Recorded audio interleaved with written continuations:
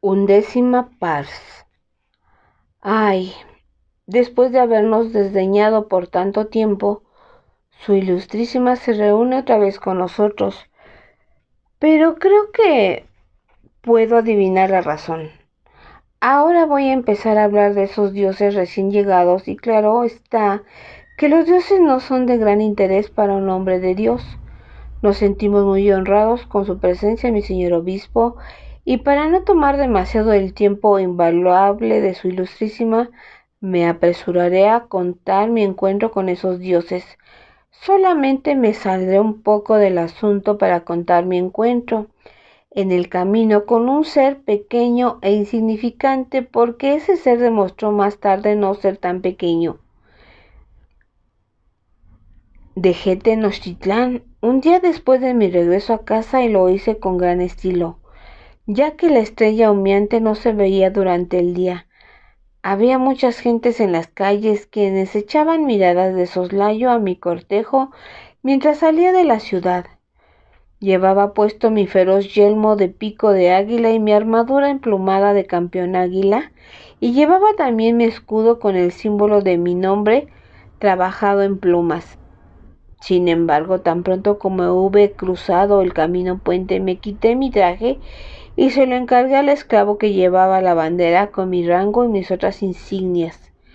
Me puse una ropa más cómoda para viajar y no me volví a poner mi fina vestimenta, excepto cuando llegamos a una que otra comunidad importante a lo largo del camino, y yo deseaba impresionar con mi importancia a los gobernantes locales. El Huaytlatoani me había provisto con una silla de manos dorada y enjollada, en la cual podía viajar cómodamente cuando estaba cansado de caminar, y otra silla de manos llena de regalos para el jefe Shu Ha Tutal, además de otros regalos que debía presentar a los dioses si estos no los despreciaban y si los probaban serlo. Además de los hombres que cargaban las sillas de mano y de los cargadores que llevaban nuestras provisiones de viaje, me acompañaba una tropa de Motecuzoma, que escogió entre los hombres más altos, robustos e imponentes de su guardia de palacio, y todos ellos iban magníficamente vestidos y armados. Creo que no necesito decir que ningún bandido o villano se atrevió a atacar nuestra caravana. Tampoco necesito decir la gran hospitalidad con que fuimos recibidos y regalados cada vez que paramos a lo largo de nuestra ruta. Solo contaré lo que pasó una noche en que nos detuvimos en Coatzacoalcos, un pueblo mercado que está en la costa norte sobre esa tierra angosta comprendida entre los dos océanos.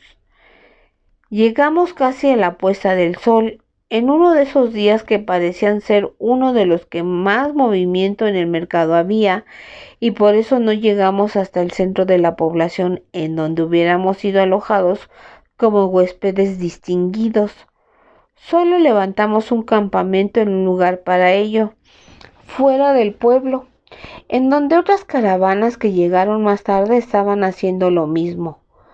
Una de ellas, la que estaba más cerca de nosotros, era la de un mercader de esclavos que llevaba un considerable número de hombres, mujeres y niños para venderlos en el mercado. Después de que todos hubimos comido, yo vagué por el campamento de esclavos, medio pensando que quizás podría encontrar uno bueno para reemplazar a mi difunto siervo Estrella Cantadora, y que quizás pudiera hacer un trato al comprar uno de ellos antes de que los hombres fueran subastados públicamente en el mercado del pueblo. Al día siguiente, el mercader me dijo que había conseguido todo ese hato de seres humanos de dos en las tierras interiores de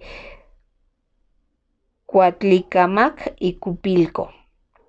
El cordón de hombres que tenía era en realidad un cordón, puesto que viajaban, descansaban, comían y dormían, atados unos a otros por una larga cuerda que cada hombre llevaba atravesada por una argolla que colgaba de su puente nariz.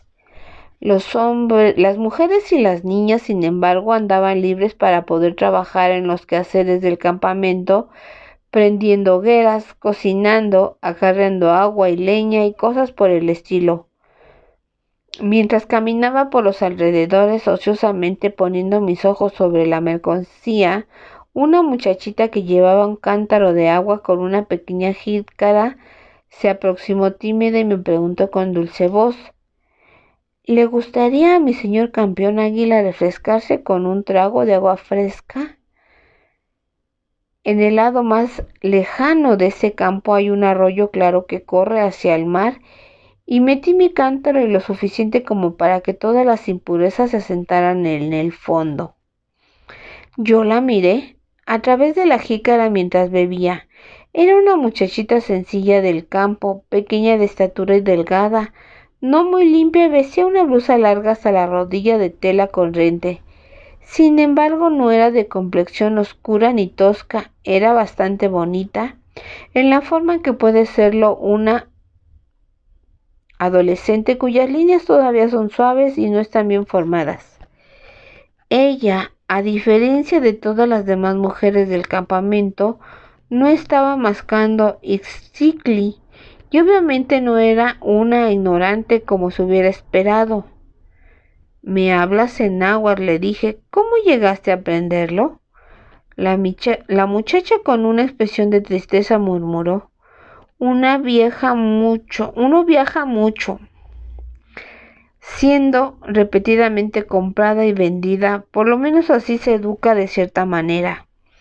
Yo nací hablando la lengua de Cuatlicamac, mi señor, pero he aprendido algunos dialectos maya y la lengua de los mercaderes, el náhuatl. Yo le pregunté cómo se llamaba y ella me respondió: Se Malinali. Uno hierba, dije.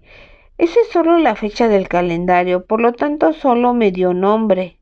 Sí, dijo ella suspirando trágicamente. Hasta los hijos de los esclavos reciben un nombre en su cumpleaños número 7, pero yo no. Yo estoy todavía más abajo de un esclavo nacido de esclavo, señor campeón. He sido huérfana desde mi nacimiento. ¿Y me lo explicó? Su desconocida madre había sido una mujerzuela que había quedado embarazada de alguno de los hombres con quien se había ido a horcajar al camino. La mujer había dado a luz en el surco de un campo de labranza un día mientras trabajaba allí, y luego, como si hubiese simplemente defecado, había dejado a la recién nacida allí sin importarle en lo más mínimo, como si solo hubiera dejado su excremento.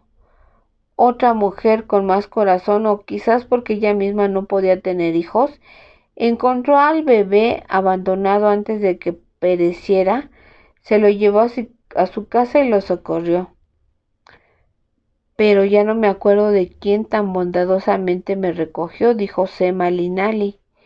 Yo era muy pequeña cuando ella me vendió por maíz para poder comer, y desde entonces he pasado de amo en amo. Ella me miró como quien ha sufrido mucho, pero ha perseverado.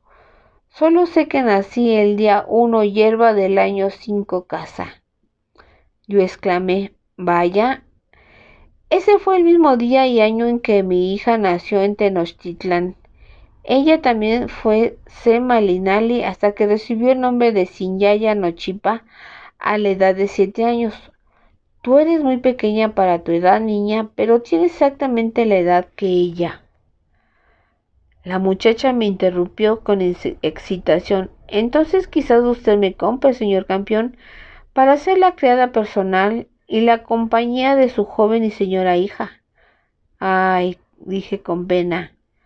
Esa otra Sema Linali murió hace casi 3 años. Entonces cómpreme para ser una sirvienta en su casa, me urgió, o para esperar por usted en la casa como su hija lo hubiera hecho. Lléveme con usted cuando regrese a Tenochtitlán. Haré cualquier clase de trabajo. O ella bajó modestamente los ojos. Si mi señor no desea de mí ningún servicio como hija, puede utilizar mi agujero. Como en ese momento estaba tomando otra vez un sorbo de agua, lo eché fuera. Ella continuó con rapidez: o puede revenderme en Tenochtitlán, mi señor. quizás entre los viejos raboverdes. Yo dejé caer: bribonzuela impertinente, la mujer que yo deseo ardientemente no necesito comprarla.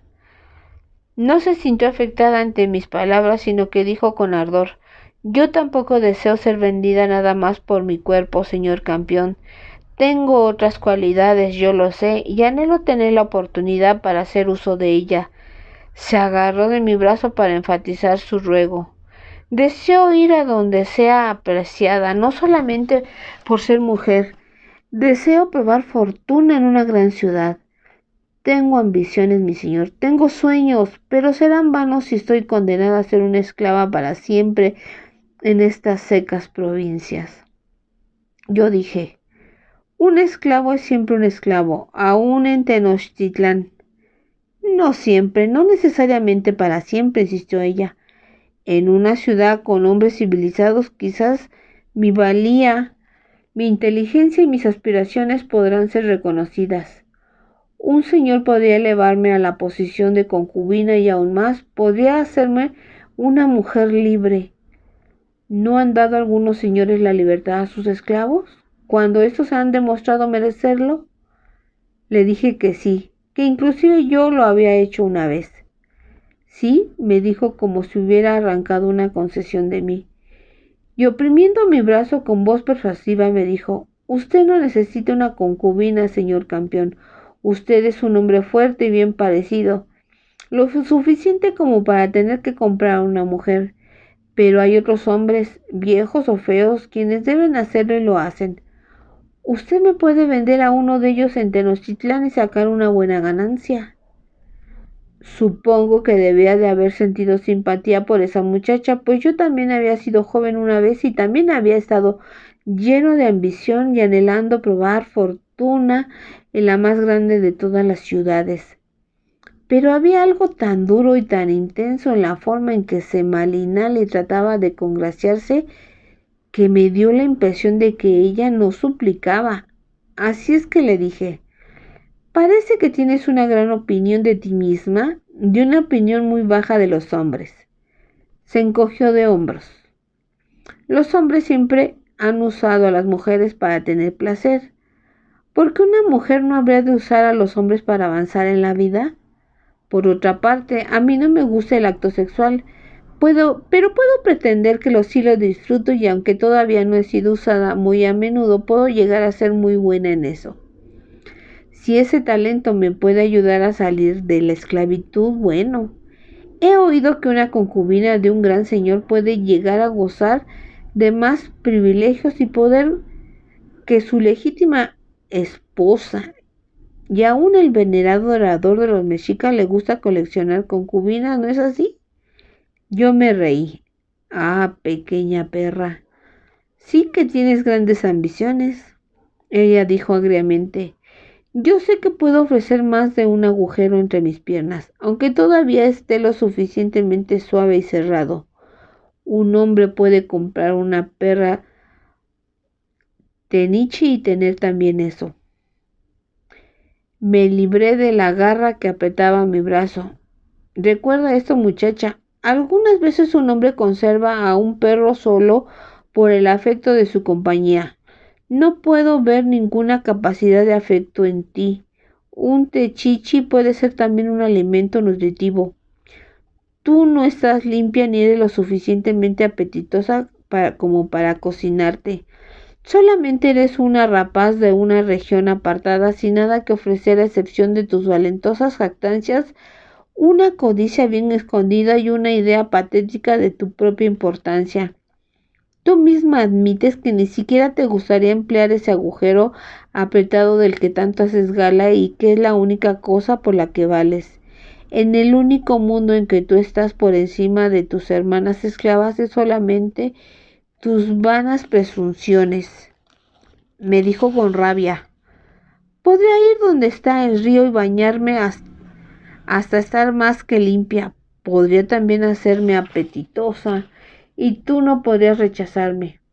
Con ropa fina podría pasar perfectamente como una señora. Puedo pretender tanto afecto que hasta tú lo creerías. Hizo una pausa y entonces se burló sonriendo. que otra mujer pudo haber hecho algo más por ti, mi señor, cuando ella aspiraba a ser algo más que el recipiente de tu tepuli?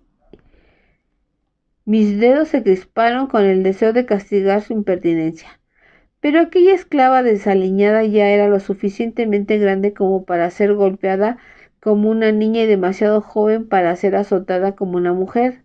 Así es que solo puse mis manos sobre sus hombros, pero la sostuve allí lo más fuerte que pude para causarle daño y le dije entre dientes: es verdad que he conocido otras mujeres como tú, banales, falsas y llenas de perfidia, pero he conocido a otras que no lo fueron. Una de ellas fue mi hija, que nació con el mismo nombre que tú llevas, y si ella hubiera vivido, se habría hecho un hombre del que hubiese estado orgullosa. No pude reprimir la ira que me llegaba con sus oleadas y mi voz se levantó al decir: porque ella tuvo que morir mientras que tú estás viva. Sacudí tan fuertemente a Sema Linali que ella dejó caer su cántaro de agua, que se rompió entre el ruido del barro y el agua, pero no presté atención a ese hecho de mala suerte. Grité tan fuerte que varias cabezas se volvieron hacia donde estábamos y el mercader de esclavos llegó corriendo para suplicarme que no maltratara la mercancía. Creo que en ese momento se me concedió por un breve tiempo la visión de los adivinos que ven a lo lejos, pues como si viera el futuro le grité: tú harás que ese nombre sea vil, sucio y despreciable, y toda la gente al pronunciarlo te escupirá en él. Notó la impaciencia de su ilustrísima porque me he detenido en este encuentro que parecía no significar nada, pero ese episodio, aunque breve, no es trivial. ¿Quién era esa muchacha? Lo que ella llegó a ser cuando fue adulta y por último a qué la llevó su precoz ambición. Todas esas cosas son lo más significativo. Si no hubiera sido por esa muchacha, podría ser que su ilustrísima no fuera ahora nuestro ilustre obispo de México. Sin embargo, cuando me fui a dormir esa misma noche bajo la estrella humeante del mal agüero que colgaba arriba en el cielo negro, ya había olvidado totalmente a la muchacha. Al día siguiente nuestra caravana se puso en camino más allá de Coatzacoalcos y manteniéndonos sobre la costa pasamos las ciudades de Chicalanca, Quimpech y por último llegamos al lugar en donde se suponía que nos esperaban los dioses, el pueblo llamado Tijó, capital de los Shu, una tribu maya que estaba al extremo norte de la península de Ulumilkuts.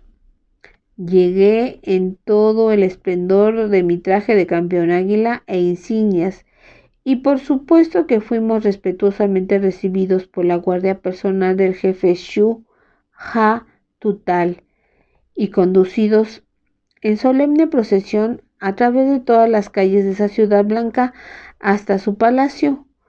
No era realmente un palacio, ya que no se puede esperar mucho de esos descendientes de los mayas, pues sus edificios de adobe, de una sola planta y con techos de palma tejida como todos los demás del pueblo, relucían con su cubierta de cal blanca, y los edificios del palacio estaban distribuidos en un cuadrado alrededor de un patio interior.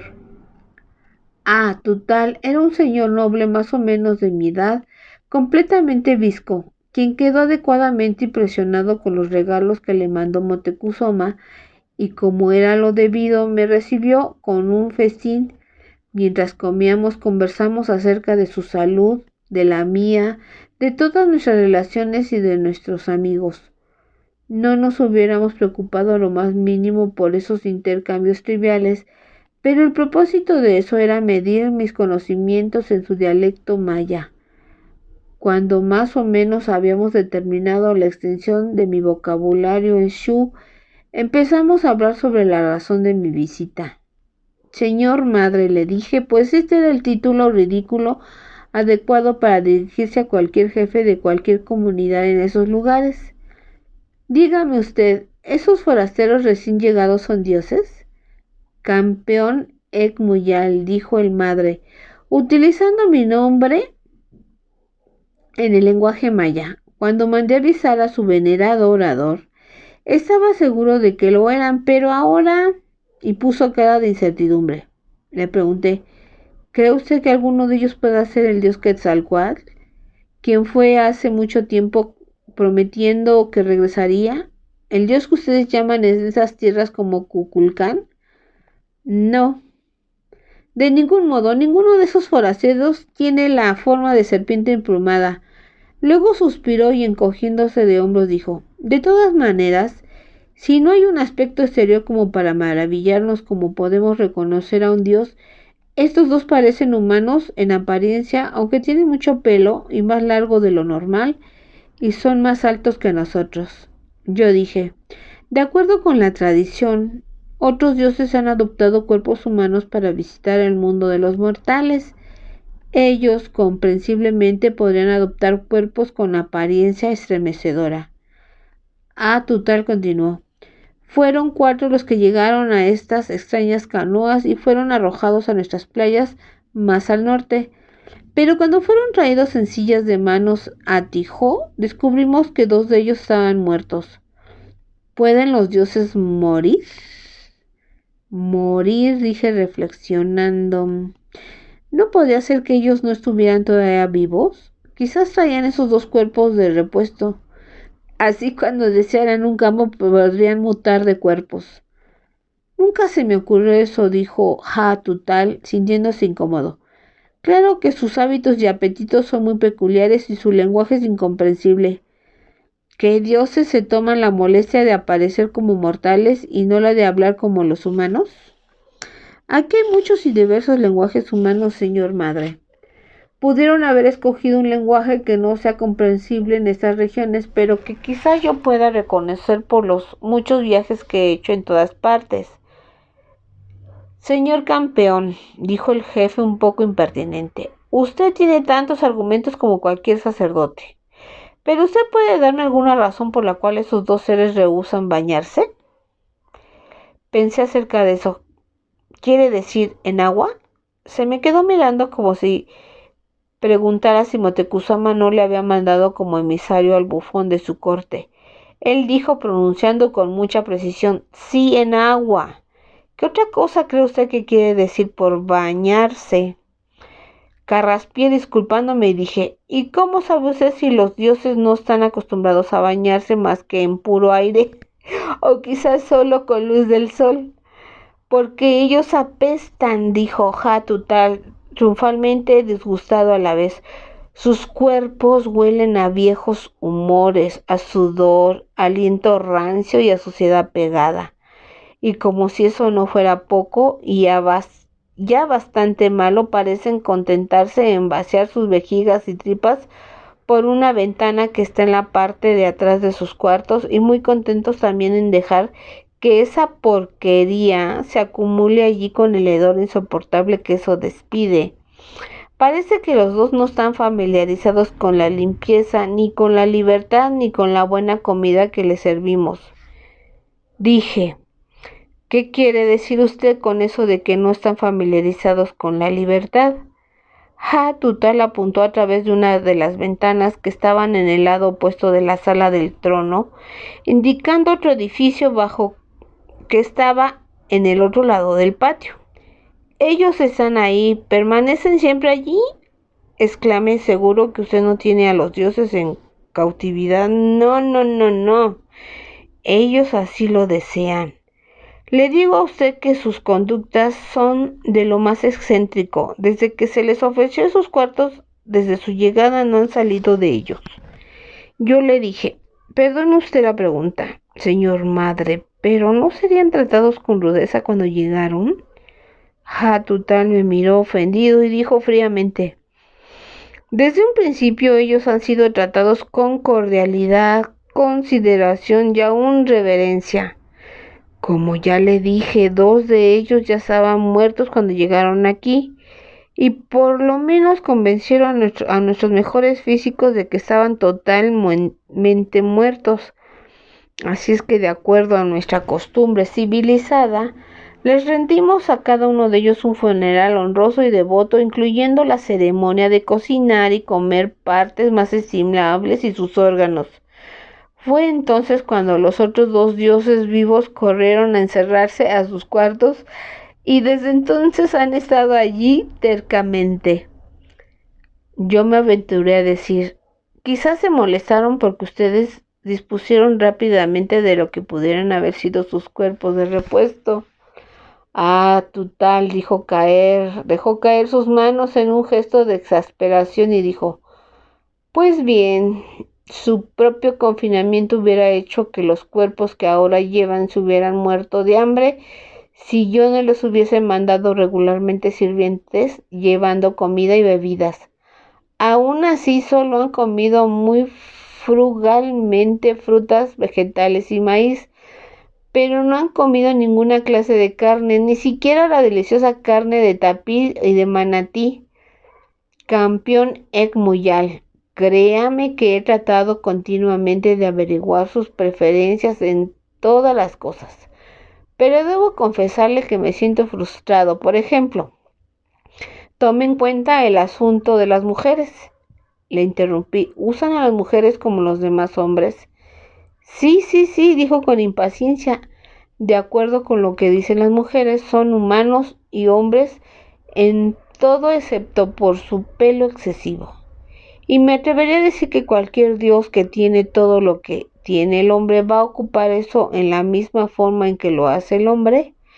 Si usted piensa acerca de ello, señor campeón, convendrá conmigo en que ni siquiera un dios podrá utilizar eso en otra forma diferente. Por supuesto que usted tiene razón, señor madre, continúe usted. Pues les he estado mandando continuamente mujeres y muchachas, dos al mismo tiempo, pero hasta ahora los forasteros no han retenido a ninguna de ellas por más de 2 o 3 noches consecutivas. Las han seguido echando fuera para que yo siga mandándoles otras. Por lo menos eso es lo que supongo y eso es lo que he estado haciendo.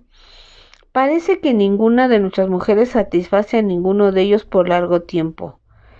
Si con eso están sugiriendo que tienen la esperanza de que les mande alguna clase de mujer particular o peculiar, no tengo la forma de saber qué clase sería y dónde la podría conseguir. Una noche les mandé a 2 muchachos muy bonitos y los huéspedes provocaron una conmoción aterradora. Les pegaron y los arrojaron fuera. Y ahora no quedan más mujeres a quienes echar mano aquí en Tijo ni a los alrededores para poder mandárselas. Ellos ya han tenido a todas las esposas e hijas de la mayoría de los Shu, a excepción de mi familia y de las de otros nobles. Y para colmo, estoy corriendo el riesgo de que todas nuestras mujeres se rebelen, ya que tengo que usar la fuerza bruta para obligar hasta a la esclava más baja a entrar en esa fétida caverna. Las mujeres dicen que la peor cosa que tienen esos forasteros y la más innatural es que hasta sus partes privadas tienen pelo y que los forasteros huelen todavía peor ahí, en esas partes, que lo que huelen sus sobacos y sus alientos. Oh, yo sé que su venerador adorador dice que me debo considerar altamente favorecido y muy honrado por hospedar a esos 2 dioses o lo que sean, pero yo quisiera que Mutecuzoma estuviera aquí, tratando de utilizar toda su habilidad para custodiar a estos huéspedes tan pestilentes.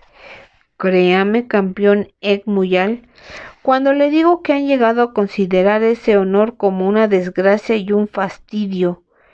¿Y por cuánto tiempo vamos a seguir así? Ya no los quiero más aquí, pero no me atrevo a echarlos fuera. Les doy gracias a todos los demás dioses porque se me ocurrió darles a esos 2 mugrosos esas habitaciones al otro lado del patio de palacio, pero aún así, al capricho del dios viento me llegan los tufos de esos seres desagradables tan fuertemente que casi me hacen caer al suelo. Un día o más, el hedor no necesitará del viento para venir arrastrándose hacia acá. En estos precisos momentos, algunos de mis cortesanos están horriblemente enfermos de una enfermedad que los físicos dicen que antes jamás había visto en estas tierras. Personalmente yo creo que todos nos estamos intoxicando al oler la pestilencia de esos extranjeros sucios.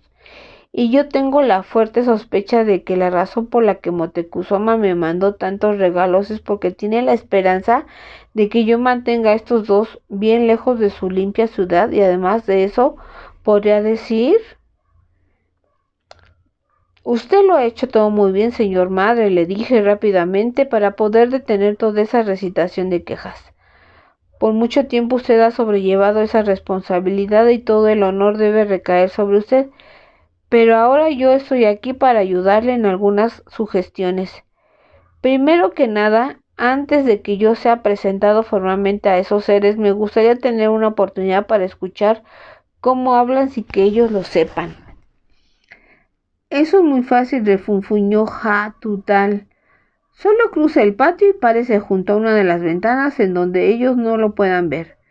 Pues durante el día lo único que hacen allí es charlar innecesariamente como si fueran monos. Lo único que le aconsejo es que se tape la nariz. Yo sonreí indulgentemente mientras me disculpaba por dejar su presencia, pues pensaba que el señor madre estaba exagerando en ese respecto, como en algunas otras de sus actitudes enojadas hacia los extranjeros, pero estaba equivocado. Cuando me acerqué a sus cuartos, el olor nauseabundo casi hace que devuelva toda la comida que acababa de ingerir. Estornudé para limpiar mi nariz y luego, tapándomela con mis dedos, me escurrí con prisa contra la pared del edificio. Había voces murmurando y yo me pegué lo más cerca de que pude a la abertura de la puerta para poder distinguir las palabras ininteligibles. Como ya habrá supuesto su ilustrísima, en aquel tiempo los sonidos de la lengua española no significaban nada para mí, como muy pronto lo verifiqué, pero como yo sabía que ese momento sería histórico, me paré traspasado por cierto temor para oír, memorizar y recordar hasta hoy las palabras enfáticas de ese ser nuevo y extraño que muy bien pudiera ser un dios. Os juro por Santiago que ya soy harto de chingar con estas putas lampiñas. Y la otra voz dijo: allá. Usted me espantó, su ilustrísima. Saltó con toda agilidad para un hombre que ya ha llegado a la edad de los nuncas, que francamente le envidio. Con todo mi respeto, su ilustrísima, tengo que decirle con pena que no puedo retractarme de estas palabras ni pedir disculpas por ellas, ya que yo no las pronuncié, yo solo las memoricé ese día, como lo haría un perico, repitiendo los sonidos. Un perico sería inocente al repetir esas palabras, aún en su iglesia catedral. Su ilustrísima, ¿por qué un perico no puede saber lo que significan? Hasta el perico más inteligente no podría saberlo, porque verá usted, una perica no posee lo que usted adecuadamente llamaría. Muy bien, su ilustrísima. No insistiré más sobre ese asunto y me cuidaré mucho de repetir los sonidos exactos hechos por los forasteros. Pero esté bien, como el otro dijo que echaba de menos y por mucho tiempo los servicios de una buena puta castellana, con bastante pelo en sus partes inferiores, y fue todo lo que pude oír, pues me sentí muy enfermo por el olor y temí que mi presencia fuera descubierta. Corrí lo más rápido que pude a la sala del trono para tomar un poco de aire fresco. Cuando entré y una vez allí le dije al jefe Hattutal: verdaderamente usted no exageró al hablar de sus fragancias, señor madre. Debo verlos y tratar de hablar con ellos, pero de veras que prefiero hacerlo en lugar abierto. Él dijo: puedo ponerles alguna droga en su próxima comida y sacarlos de ese fétido lugar cuando estén dormidos. No es necesario, le dije, mis guardias pueden sacarlos ahora mismo. ¿Y pondrán sus manos sobre los dioses? Bueno, sí, al tocarlos les dejan caer un rayo de luz y los matan, dije, por lo menos sabremos al fin que son dioses. Ellos no hicieron eso. Aunque forcejearon y dieron chillidos, fueron sacados por la fuerza de sus cuartos al patio abierto. Los dos forasteros no se sintieron tan disgustados como lo estaban mis guardias, quienes con mucha dificultad detenían sus vómitos. Cuando sus captores musculosos lo soltaron, ninguno de los dos saltó enojado o hizo algunos sonidos amenazantes o alguna hechicería que se pudiera reconocer.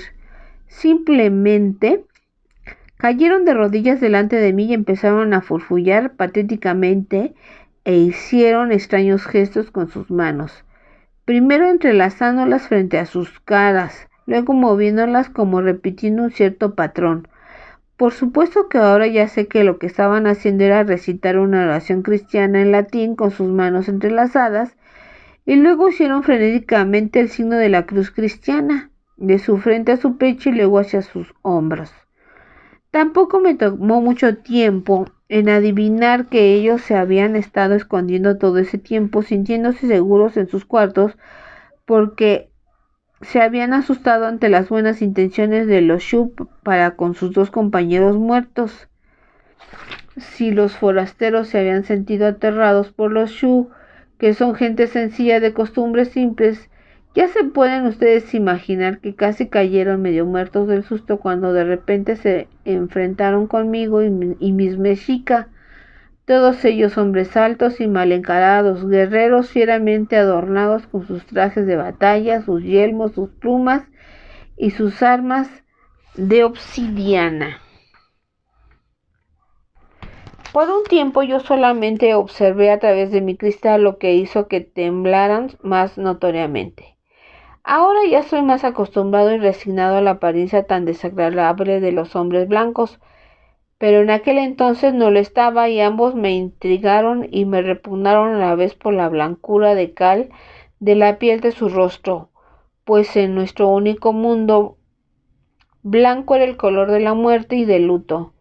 Ningún ser humano era de ese color excepto por los poco frecuentes monstruosos Tlaxcaltli. Bueno, esos dos tenían por lo menos ojos pardos o negros de humano o pelo negro pardo, aunque feamente rizado, y de arriba de sus cabezas el pelo les crecía de la misma manera en sus mejillas, sobre sus labios, sus barbillas, sus gargantas. Lo demás de ellos estaba escondido por lo que parecía ser un montón de ropas en desorden, aunque ahora sé que eran camisas, justillos, calzones, guanteletes, botas y cosas por el estilo. Pero aún así me parecía que sus ropas eran excesivamente pesadas, ceñidas y probablemente muy incómodas en comparación con la que acostumbrábamos utilizar a diario nuestros hombres, el simple taparrabo y el manto y ambos muy ligeros. Desvestirlos, ordené a los guardias, quienes me miraron con indignación y refunfuñaron antes de cumplir mi orden. Los dos forasteros otra vez forcejearon y chillaron aún más fuerte, como si los estuvieran desollando en lugar de quitarle las ropas de tela y cuero. Nosotros, los que observamos, éramos los que deberíamos habernos quejado, pues cada ropa mugrosa que era quitada nos traía un olor todavía más repugnante, y cuando les quitaron las botas, ¡ay, ay, ay! Cuando las botas salieron, todos los que estábamos en el patio del palacio, incluyéndome a mí, nos retiramos lo más rápido que pudimos y lo más lejos también, de tal manera que los dos forasteros quedaron vilmente desnudos en el centro de un círculo extremadamente amplio y distante de espectadores. Ya antes les he hablado con el desprecio de la mugre y la miseria de los chichimeca, los moradores del desierto, pero también les expliqué que su suciedad era resultado de las circunstancias en que vivían, pero ellos se bañaban, peinaban y arreglaban cuando tenían las facilidades para hacerlo. Así que los chichimeca olían a flores de jardín en comparación con los hombres blancos, quienes parecían preferir su repulsión y temían la limpieza como un signo de debilidad o afeminamiento. Por supuesto que solo hablo de los soldados blancos, su ilustrísima, quienes todos ellos, desde el rango más bajo hasta su comandante Cortés, compartían esa vergonzosa excentricidad. No estoy muy bien familiarizado con los hábitos de limpieza de las clases más altas como su ilustrísima, Pero muy pronto me di cuenta de que esos caballeros utilizan con liberalidad perfumes y pomadas para disimular el olor de su sudor, queriendo dar la impresión de que se bañan frecuentemente. Los dos extranjeros no eran gigantes, como Hatutal los había descrito y como yo había esperado. Solo uno de ellos era un poco más alto que yo y el otro era más o menos de mi estatura, lo que significaba que en realidad ellos eran más altos que el promedio de hombres de estas tierras. Sin embargo, estaban parados allí, encorvados y temblorosos como niños que esperaban una tunda de azotes y protegían sus genitales con las dos manos como si fueran un par de doncellas temerosas de ser violadas. Así es que la altura de sus cuerpos quedaba muy menguada y lo que es más, se veían miserablemente debiluchos, pues la piel de sus cuerpos era todavía más blanca que la de sus caras. Le dije, ajá, total, nunca podré acercarme lo suficiente para interrogarles, dijo, señor madre, hasta que ellos no se hayan bañado. Si no lo hacen por sí mismos, entonces nosotros debemos hacerlo por ellos. Él me dijo, francamente le diré, campeón en Muyal, que en la forma en que huelen así desvestidos tengo que declinar el honor de permitir que utilicen las tinas de baño y las casas de vapor. Créame usted que tendría que destruirlas y volverlas a construir. Estoy completamente de acuerdo con usted, le dije. Simplemente dé la orden a sus esclavos de que traigan agua y jabón y los bañen aquí mismo. A pesar de que el jefe de los esclavos usó agua tibia, jabón de cenizas y suaves esponjas de baño, los objetos de su atención se defendían lanzando alaridos como si los hubieran estado engrasando para asarlos o como si les escaldaran el pellejo como les hace al berraco Spin para poder quitarme más fácilmente sus púas. Mientras todo ese estrépito se llevaba efecto, yo hablé con cierto número de mujeres y muchachas, dijo, quienes habían pasado una noche o más con los forasteros. Estas habían aprendido algunas palabras del lenguaje de ellos y me las dijeron, pero solo eran nuevas palabras para tepili y tepuli, el acto sexual, y además palabras que no me eran muy útiles en un interrogatorio formal.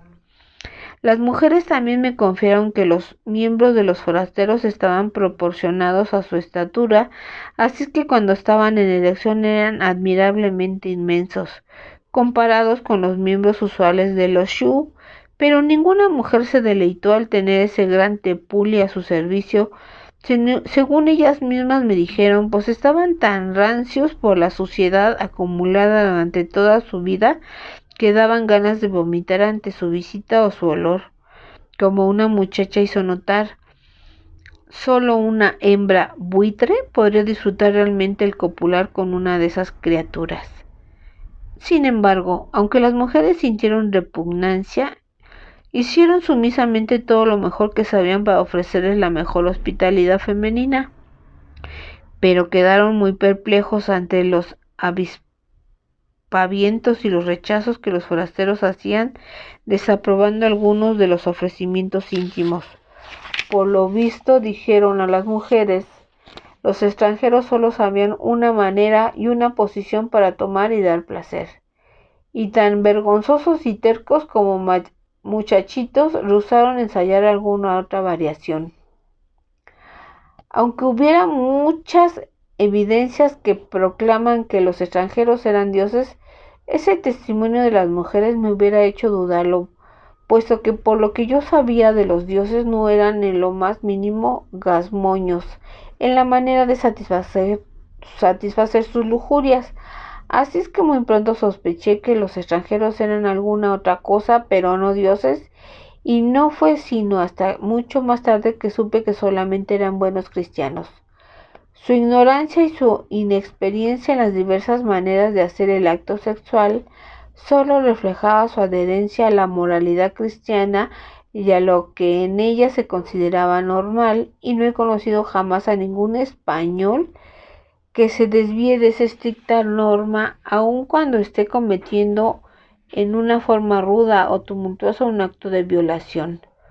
Con toda verdad puedo decir que nunca vi violar a nuestras mujeres, aun por el soldado más bajo, más que por un único edificio y en la única posición permitida a los cristianos.